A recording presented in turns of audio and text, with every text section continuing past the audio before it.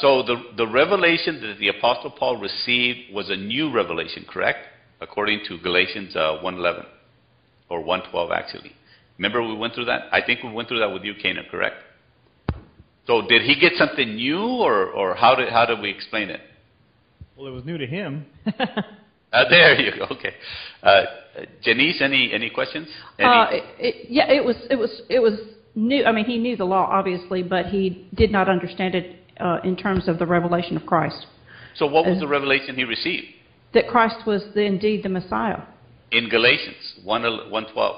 It says, "For neither I received it from man nor was I taught it, but I received it through the revelation of Jesus Christ," is what he says.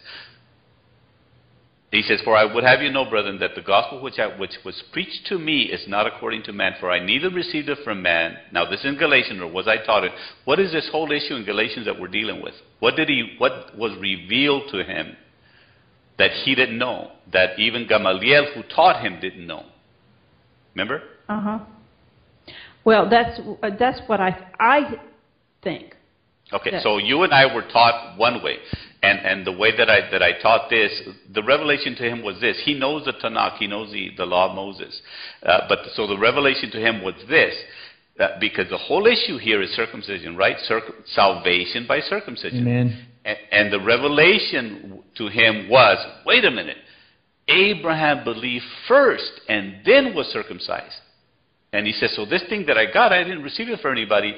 Even the people, the ones that taught me, the flesh and blood that taught me, did not know this.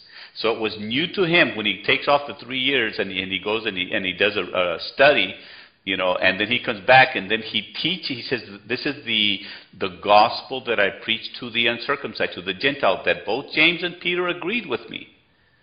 Okay, so the revelation that he received was, wait a minute, circumcision is just an act.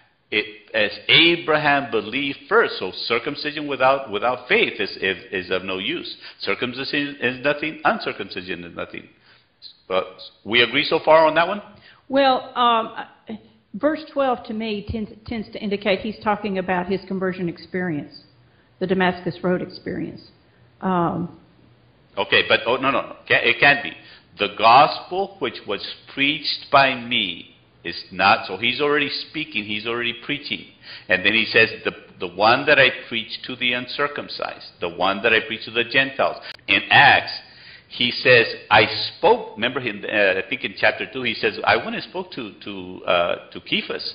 He says, but I did it privately so that I would not be one that was running in vain. So I spoke to them and they agreed. So then when he goes on, when they send him on his missionary journey in chapter 14 of Acts, he's preaching this message to the Gentiles. This is what he said in Galatians. So then he's defending and he says, now the gospel that I preached to them, no one taught it to me, but I received it through a revelation. Okay? So it isn't the revelation of Jesus Christ. What he's talking about is he was able to understand, because this whole issue has to do with salvation through circumcision. And he's saying, okay, so when I went back and I looked at the scriptures, then I realized, wait a minute, faith came first, circumcision afterwards. Abraham believed first at 99 years old and then was circumcised. This is his whole argument, because there was a great dissension between those of the sect of the Pharisees who had believed, and then him and Barnabas. Okay, so the revelation is, it wasn't it was new to him. He had to go back and restudy it. In the same way, Janice, that you and I are now looking at this, and now we're seeing more and more that, you know, the truth starts at the beginning of the book.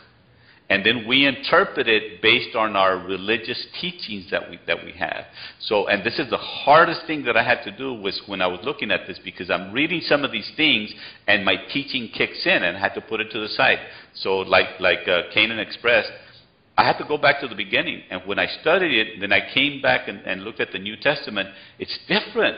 It was, you know, something's missing. So when you read the book of Romans and you see all the Old Testament that the Apostle Paul uses, then and you interject it in there, it gives you a different meaning. He is teaching you from the beginning of the book. There is no New Testament here.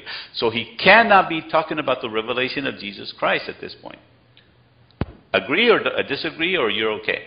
Well, I still tend to disagree. Okay, you still believe he got a spiritual insight of the death and burial and resurrection of Jesus Christ, right? Well, on his Damascus Road experience, that's exactly what I am the Christ who you're persecuting. Christ was revealed to him as the Messiah. Okay, but in Galatians 1, he's not talking about his born-again experience. And I have to say, I know you covered it earlier in a different lesson, probably, I guess Janine probably wasn't with us on that one, but that these are all believers in Yeshua. None of these people that are talking here are not already believers, that don't already believe in the death, burial, and resurrection. These are all Pharisees that are a sect within the believers. So, again, this isn't like he's fighting with Jews and trying to convert them. This is among believers. And the term, and this is the one that kind of opened it up for me, is when I went back and I studied Acts.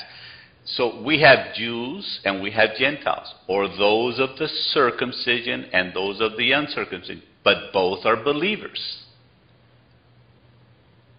In the same way that in our church we have some that are believers, and then we call some that are attending, but because they haven't taken the oath, or they haven't been baptized, they haven't taken the covenant, we call them unbelievers, but they're within us. So and the way that in the synagogues, what the Jews were doing. So what the Jews were doing was that they were saying, no, you're not saved unless you're circumcised. But this would exclude all the women.